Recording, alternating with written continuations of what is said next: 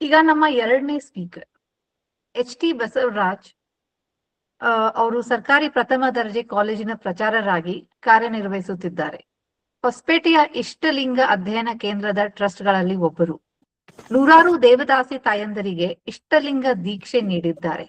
ಬಸವ ತತ್ವ ಪ್ರಚಾರದಲ್ಲಿ ತಮ್ಮನ್ನು ತೊಡಗಿಸಿಕೊಂಡಿದ್ದಾರೆ. ಬಸವರಾಜ್ ಸರ್, ನಿಮಗೂ ಇವಾಗ 20 ನಿಮಿಷ ಸಮಯ. ದಯವಿಟ್ಟು ನಿಮ್ಮ ಮಾತುಗಳನ್ನ ಶುರು ಮಾಡಿ.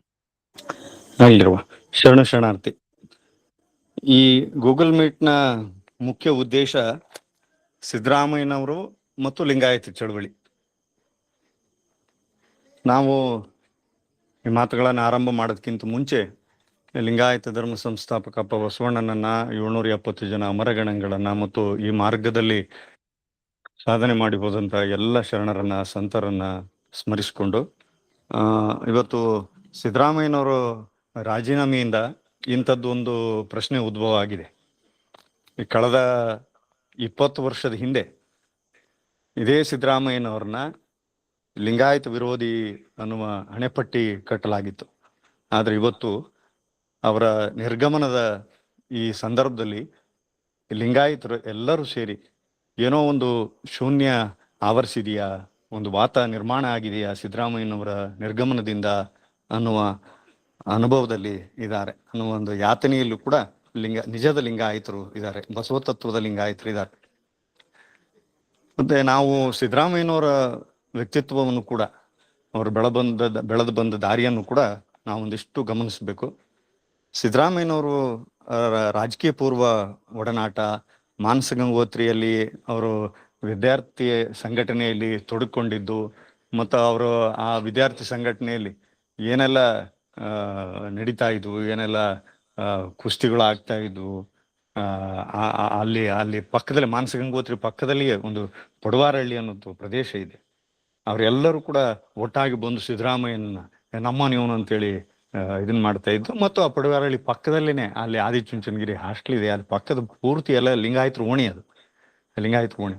ಅದ್ರ ಪ್ರಭಾವನು ಕೂಡ ಸಿದ್ದರಾಮಯ್ಯ ಮೇಲೆ ಇತ್ತು ಅನ್ನೋದು ಅಲ್ಲಿಯ ಗೆಳೆಯರು, ಅವರು ಸಮಕಾಲೀನರು, ಅಲ್ಲಿಯ ಸಿದ್ದರಾಮಯ್ಯ ಜೊತೆ ಓದಂಥವ್ರು ಕೇಳಿ ತಿಳ್ಕೊಂಡಂಥದ್ದು. ಮತ್ತು ನಂಜುಂಡಸ್ವಾಮಿ ಅವರು, ಈಗಾಗಲೇ ವಿಶ್ವರಾಜ್ ಸತ್ಯಂಪೇಟೆ ಅವರು ಹೇಳದಂತೆ, ನಂಜುಂಡಸ್ವಾಮಿ ಅವ್ರನ್ನ ತಮ್ಮ ರಾಜಕೀಯ ಗುರುಗಳು ಅಂತಲೇ ಹಲವಾರು ಸಂದರ್ಭದಲ್ಲಿ ಸಿದ್ದರಾಮಯ್ಯನವರು ಹೇಳ್ಕೊಂಡಿದ್ದಾರೆ.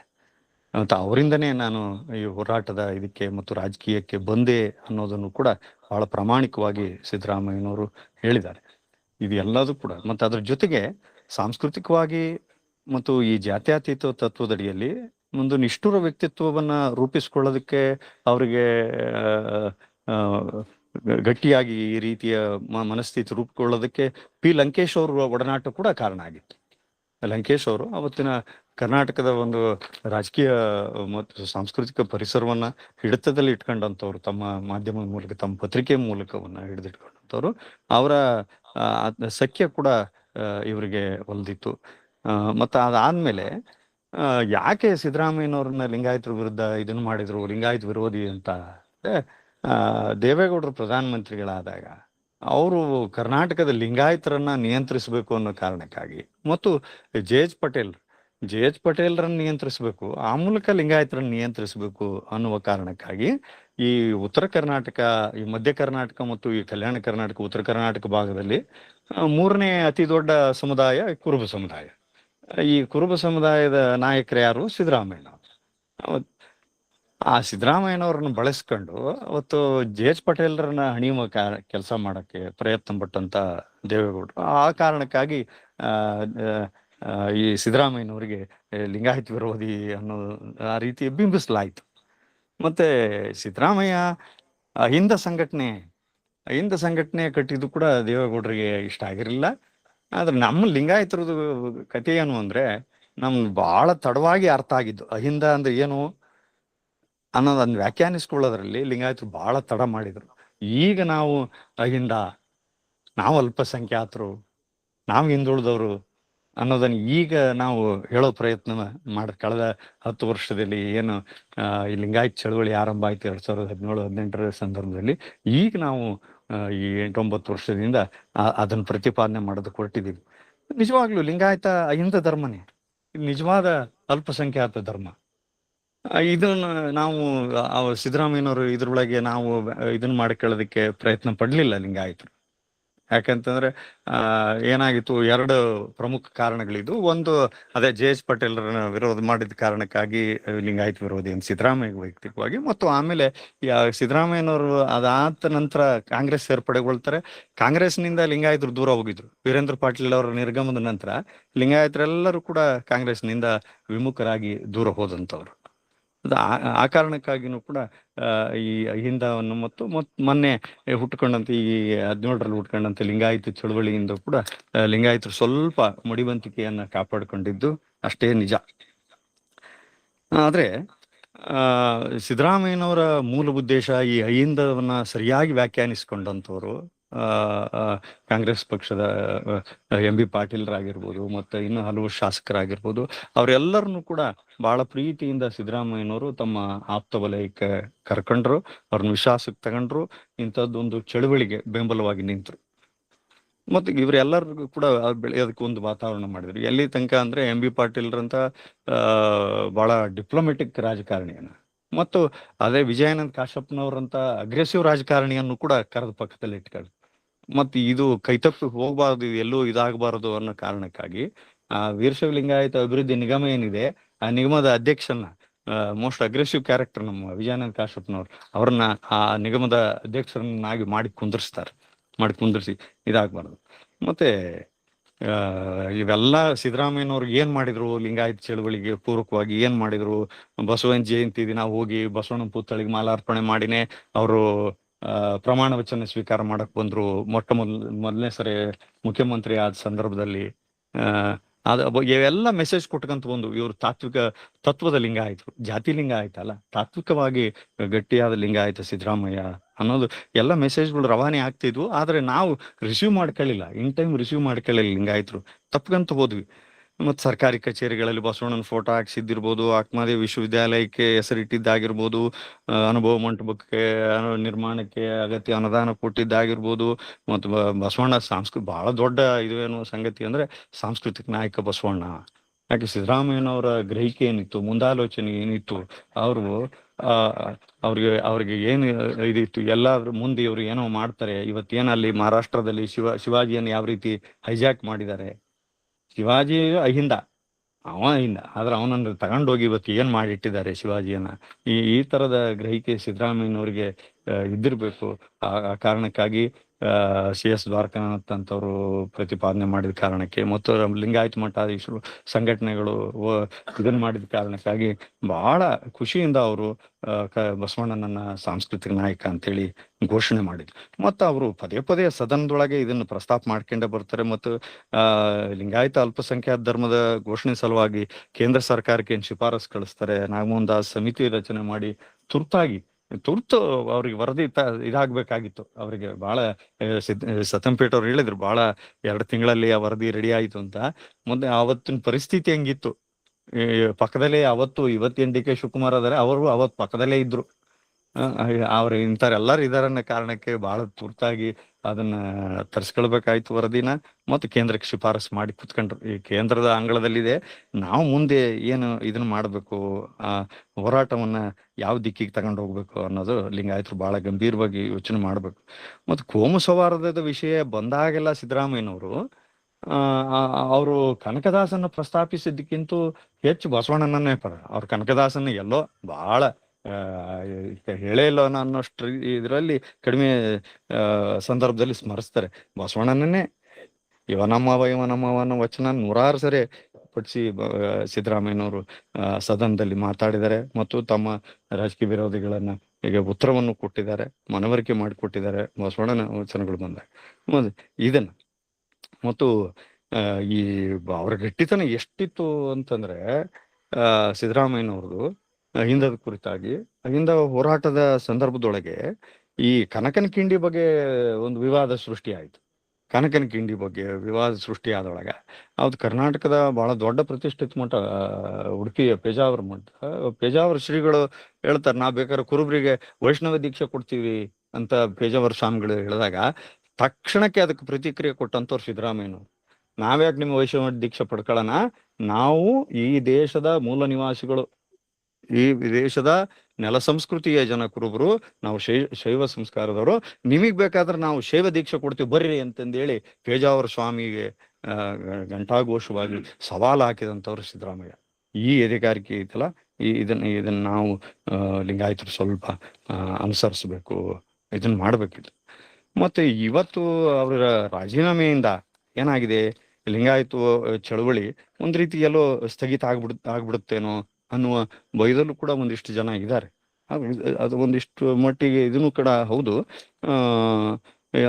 ಆ ತರದ ಆತಂಕ ಇಟ್ಕೊಂಡು ನಾವು ಈ ಚಳುವಳಿಯನ್ನ ಮತ್ತೆ ಕಟ್ಟೋಕೆ ಇದನ್ನ ಮಾಡ್ಬೇಕು, ಒಂದ್ ಸ್ವಲ್ಪ ರೋಷ ಬರ್ಬೇಕು ನಮ್ಮಲ್ಲಿ. ನಾವೇನಪ್ಪ ಎಂತ ಸ್ಥಿತಿ ಬಂದ್ಬಿಟ್ಟಿವಲ್ಲ ನಾವು ಅನ್ನೋ ಒಂದು ಅಸಹಾಯಕತೆ, ಅದು ನಮ್ಗೆ ಒಂದಿಷ್ಟು ಕಿಚ್ಚು ಹಚ್ಚಬಲ್ಲದು, ಇದನ್ನ ಮಾಡ್ಬೇಕಾಗಿದೆ. ಮತ್ತು ಮುಂದಿನ ದಾರಿ ಏನು, ಲಿಂಗಾಯತ್ ಚಳುವಳಿ ಮುಂದಿನ ದಾರಿ ಏನು? ಮುಂದಿನ ದಾರಿ ಏನಂದ್ರೆ ಮತ್ತೆ ಸಿದ್ದರಾಮಯ್ಯನೇ. ಈಗ ಸಿದ್ದರಾಮಯ್ಯನವರು ರಾಜಕೀಯದೊಳಗೆ ಇದ್ದಾಗ ಒಂದಿಷ್ಟು ಮುಲಾಜು ಮರ್ಜಿಗಳಿದ್ವು. ಈಗ ನೋಡ್ರಿ, ವಚನ ವಿಶ್ವವಿದ್ಯಾಲಯಕ್ಕೆ 25 ಎಕರೆ ಜಾಗ ಕೊಟ್ಟು ಇದನ್ನ ಮಾಡಿದ್ರು, ಪೋಷಣೆ ಮಾಡಿದ್ರು. ಈಗ ಮುಂದೆ ಹೆಂಗೆ ವಚನ ವಿಶ್ವವಿದ್ಯಾಲಯ ಸ್ಥಗಿತ ಆಗ್ಬಿಡ್ತಾ? ಈಗ ಹೋದ್ ಸರ್ಕಾರದವ್ರು, ಹಿಂದಿನ ಸರ್ಕಾರದವ್ರು ಹೋಗ್ತಾ ಹೋಗ್ತಾ ಒಂದು 3 ವಿಶ್ವವಿದ್ಯಾಲಯ ಘೋಷಣೆ ಮಾಡೋಗ್ಬಿಟ್ರು. ಆ 3 ವಿಶ್ವವಿದ್ಯಾಲಯಗಳು ನರಳ್ತಿದಾವೆ, ನನಗೆ ಅದಕ್ಕೇನು ಇದಿಲ್ಲ. ಈಗ ಸಿದ್ದರಾಮಯ್ಯನವರು ಕೂಡ ಕಳೆದ ತಿಂಗಳಲ್ಲೇ, ಒಂದ್ ತಿಂಗಳಿಂದ ಮಾತ್ರ ವಚನ ವಿಶ್ವವಿದ್ಯಾಲಯಕ್ಕೆ 25 ಎಕರೆ ಘೋಷಣೆ ಮಾಡಿದ್ರು. ಆದ್ರೆ ಅದಕ್ಕೆ ಅಗತ್ಯ ಅನುದಾನ ಇದು ಎಲ್ಲ ಈಗಿನ ಸರ್ಕಾರ, ಈಗ ಮುಂದೆ ಬರುವಂತ ಸರ್ಕಾರ, ಡಿ.ಕೆ. ಶಿವಕುಮಾರ್ ನೇತೃತ್ವದ ಸರ್ಕಾರ ಅಷ್ಟು ಕಾಳಜಿ ವಹಿಸುತ್ತಾ ಅನ್ನೋದನ್ನು ಕೂಡ. ಯಾಕೆ ನಮಗೆ ಮುಂದಿನ ಉತ್ತರ ಏನು ಅಂದ್ರೆ, ಈಗ ಸಿದ್ದರಾಮಯ್ಯನವ್ರಿಗೆ ಯಾವ ಮುಲಾಜು ಮರ್ಜಿಗಳಿಲ್ಲ. ಈಗ ಫ್ರೀ ಆಗ್ಬಿಟ್ರು, ಅವ್ರು ರಾಜೀನಾಮೆ ಕೊಟ್ಟು ಫ್ರೀ ಆಗ್ಬಿಟ್ರು. ಈಗ ಬರೀ ಶಾಸಕರಷ್ಟೇ. ಈಗ ಅವ್ರ ಮೂಲಕನೇ ಮತ್ತು ಲಿಂಗಾಯತ್ ಸಂಘಟನೆಗಳು ಅಲ್ಲಿಯ ಏನ್ ಹೈಕಮಾಂಡ್ ಇದೆ, ಹೈಕಮಾಂಡ್ ಅವರಿಗೆ ಮನವರಿಕೆ ಮಾಡಿಕೊಟ್ಟು, ಖರ್ಗೆ ಅವ್ರಿಗಿರ್ಲಿ ಮತ್ತು ರಾಹುಲ್ ಗಾಂಧಿ ಅವ್ರಿಗಿರ್ಲಿ ಮನವರಿಕೆ ಮಾಡಿಕೊಟ್ಟು ಈ ಚಳುವಳಿಯ ಔಚಿತ್ಯವನ್ನ ತಿಳಿಸ್ಕೊಟ್ಟು, ಅವರಿಗೆ ಇವರ ಅಗತ್ಯತೆಯನ್ನ ಹೇಳ್ಕೊಟ್ಟು ಇದನ್ನ ಮಾಡಿ ಮನವರಿಕೆ ಮಾಡಿ ಡಿ.ಕೆ. ಶಿವಕುಮಾರ್ ಅವ್ರಿಗೆ ಕಟ್ಟಪ್ಪಣೆ ಕೊಡಬೇಕು. ಲಿಂಗಾಯತ ಚಳುವಳಿಗೆ ಬಗ್ಗೆ ಯಾವ ಕಾರಣಕ್ಕೂ ಮಾತಾಡಬಾರ್ದು. ಹಿಂದಾಗಲೇ 1-2 ಸರಿ ಮಾತಾಡಿ ತಾವು ಮುಜುಗರ ಅನುಭವಿಸಿದ್ದಾರೆ, ಮತ್ತು ಈ ಚಳವಳಿಯನ್ನು ಕೂಡ ಮುಜುಗರಕ್ಕೀಡು ಮಾಡುವಂತ ಪ್ರಯತ್ನ ಮಾಡಿದ್ರು. ಆ ತರದ ಸಂದರ್ಭ ಮತ್ತೆ ಸೃಷ್ಟಿ ಆಗ್ಬಾರ್ದು. ಮತ್ತೆ ಇನ್ಯಾರೋ ಅಜ್ಜೆ ಹೇಳದ, ಮತ್ತೊಬ್ಬ ಇನ್ನೊಂದು ಹೇಳೋ, ಅವ್ರಿಗೆ ಯಾರು ಹೇಳಿ, ಆದ್ರೆ ಲಿಂಗಾಯತ್ ಚಳುವಳಿ ಬಗ್ಗೆ ಡಿ.ಕೆ. ಶಿವಕುಮಾರ್ ಮಾತಾಡಬಾರ್ದು ಅನ್ನುವ ಕಟ್ಟಪ್ಪಣೆಯನ್ನ ಅವರ ಹೈಕಮಾಂಡ್ ನಿಂದ ಕೊಡಿಸ್ಬೇಕು. ಇದು ಯಾರು ಸಾಧ್ಯ? ಇದು ಮತ್ತೆ ಸಿದ್ದರಾಮಯ್ಯನವರಿಂದ, ಖರ್ಗೆ ಅವರಿಂದ ಸಾಧ್ಯ. ಮಾತು ಹೇಳಿ ಸುಮ್ಮನೆ ಮಾತಾಡಬಾರ್ದು ಇನ್ಮೇಲೆ ಯಾವ ಕಾರಣಕ್ಕೂ ಅಂತ. ಮತ್ತು ಆಮೇಲೆ ನೋಡ್ರಿ, ಎಂಥದ್ದೊಂದು ವೀರೇಂದ್ರ ಪಾಟೀಲ್ ನಿರ್ಗಮನದಿಂದ ಏನು ಸಿಡಿದು ಹೋಗಿದ್ರು ಲಿಂಗಾಯತರು, ವಾಪಸ್ ಅವ್ರನ್ನ ಅಪ್ಪಿಕೊಳ್ಳಕ್ಕೆ ಸಾಧ್ಯ ಆಗಿದ್ದು ಸಿದ್ದರಾಮಯ್ಯ ಮಾತ್ರ. ಇವತ್ತು ಮತ್ತೆ ಅದ್ರ ಈ ಕಳೆದ ಚುನಾವಣೆ ಒಳಗೆ ಅದ ಇದು ಎಲ್ಲ ನಮಗೆ ಗೋಚರಿಸಿದೆ, ಇದು ಸಿಕ್ಕಿದೆ, ನಮಗೆ ಪ್ರೂಫ್ ಸಿಕ್ಕಿದೆ. ಅಷ್ಟು ಮಟ್ಟಿಗೆ ಸಿದ್ದರಾಮಯ್ಯನವರು ಲಿಂಗಾಯತ್ ಚಳುವಳಿಯನ್ನ ಆವರಿಸ್ಕೊಂಡಂಥವ್ರು. ಮತ್ತೆ ನಾವು ಬಹಳ ಗಟ್ಟಿಯಾಗಿ ಎಚ್ಚರದಿಂದ ಸಿದ್ದರಾಮಯ್ಯನವ್ರನ್ನ ಯಾವ ಕಾರಣಕ್ಕೂ ಕೈ ಬಿಡ್ಲಾರ್ದೆ ಎಂ ಬಿ ಪಾಟೀಲ್ ಮೂಲಕ ಗಟ್ಟಿಯಾಗಿ ಹಿಡಿದಿಟ್ಕೊಂಡು ಈ ಚಳುವಳಿಯನ್ನ, ಮತ್ತು ಇದು ಅಹಿಂದ ಚಳುವಳಿನೇ ನಾವು ಗಟ್ಟಿಯಾಗಿ ಅದ್ರೊಳಗೆ ಸೇರ್ಕೊಳ್ಳೇಬೇಕು. ಆ ಸೇರ್ಕೊಂಡಾಗ ಮಾತ್ರ ಈ ಕರ್ನಾಟಕದ ಇನ್ನಿತರ ಅಲ್ಪಸಂಖ್ಯಾತ ಹಿಂದುಳಿದ ಸಮುದಾಯಗಳ ಬೆಂಬಲ ನಮಗೆ ಸಿಗುತ್ತೆ. ಆ ವಿಶ್ವಾಸ ಇಟ್ಕೊಂಡೇ ಅವ್ರ ಜೊತೆಗೆ ಈ ಚಳುವಳಿಯನ್ನು ಕಟ್ಟಿ ಈ ಚಳುವಳಿಯನ್ನ ಬಲಗೊಳಿಸ್ಬೇಕು. ಇದಿಷ್ಟು ನನ್ನ ವೈಯಕ್ತಿಕ ಅಭಿಪ್ರಾಯ. ಅವಕಾಶ ಮಾಡಿಕೊಟ್ಟದಕ್ಕಾಗಿ ಮತ್ತು ಇಷ್ಟೊತ್ತು ನನ್ನ ಸಮಾಧಾನದಿಂದ ಸುಧಾರಿಸ್ಕೊಂಡಿದ್ದಕ್ಕಾಗಿ. ಮತ್ತೆ ವಿಶ್ವರಾಜ್ ಸತ್ಯಂಪೇಟ್ ಅವರು ಒಂದು ಇದನ್ನ ಹೇಳಿದ್ರು, ನಾವು ಕಾಲೇಜುಗಳಿಗೆ ಇದನ್ನ ತಗೊಂಡು ಹೋಗ್ಬೇಕು, ಸಾಂಸ್ಕೃತಿಕ ನಾಯಕ ಅನ್ನುವ ಪರಿಕಲ್ಪನೆಯನ್ನ ಕಾಲೇಜುಗಳಿಗೆ ತಗೊಂಡು ಹೋಗ್ಬೇಕು ಅಂತ. ವಿಜಯನಗರ ಜಿಲ್ಲೆಯ ಜಾಗತಿಕ ಲಿಂಗಾಯತ್ ಮಹಾಸಭಾ ಮತ್ತು ಶರಣ ಸಾಹಿತ್ಯ ಪರಿಷತ್ತು ಈ ಕೆಲಸವನ್ನ ಈಗ ಕಳೆದ 2 ತಿಂಗಳಲ್ಲಿ ಆರಂಭ ಮಾಡಿದೆ. ಎಲ್ಲ ಈ ಕಾರ್ಯಕ್ರಮವನ್ನ ಉದ್ಘಾಟನೆ ಮಾಡಿದ್ದು ನನ್ನ ಅಕ್ಷರದ ಗುರುಗಳಾದಂತ ಪ್ರೊಫೆಸರ್ ಟಿ.ಆರ್. ಚಂದ್ರಶೇಖರ್ ಸರ್ ಅವರು ಈ ಮೀಟಿಂಗ್ ನಲ್ಲಿ ಇದ್ದಾರೆ. ಸರ್ ಬಂದು ಉದ್ಘಾಟನೆ ಮಾಡಿರೋ ಹೊಸಪೇಟೆಯ ಸರ್ಕಾರಿ ಪ್ರಥಮ ದರ್ಜೆ ಕಾಲೇಜಿನಲ್ಲೇ ಈ ಕಾರ್ಯಕ್ರಮ. ಸಾಂಸ್ಕೃತಿಕ ನಾಯಕ ಬಸವಣ್ಣ, ಬಹುತೇಕ ಎಲ್ಲ ಪದವಿ ಕಾಲೇಜುಗಳನ್ನ ಈಗ ಮುಗಿಸಿದ್ದೇವೆ. ಒಂದ್ 4-5 ಜನ ಸಂಪನ್ಮೂಲ ವ್ಯಕ್ತಿಗಳು ಹೋಗಿ ಎಲ್ಲಾ ಕಾಲೇಜುಗಳಲ್ಲಿ ವಿಶ್ವರಾಜ್ ಸತ್ಯಂಪೇಟ್ ಅವರು ಹೇಳ್ದಂಗೆ ನಾವು ಅಲ್ಲಿ ವಿದ್ಯಾರ್ಥಿಗಳಿಗೆ ಮಾತಾಡ್ಬೇಕಾದ್ರೆ ಇದನ್ನ ಪ್ರಸ್ತಾಪಿಸಿ ಮಾತಾಡ್ತೇವೆ.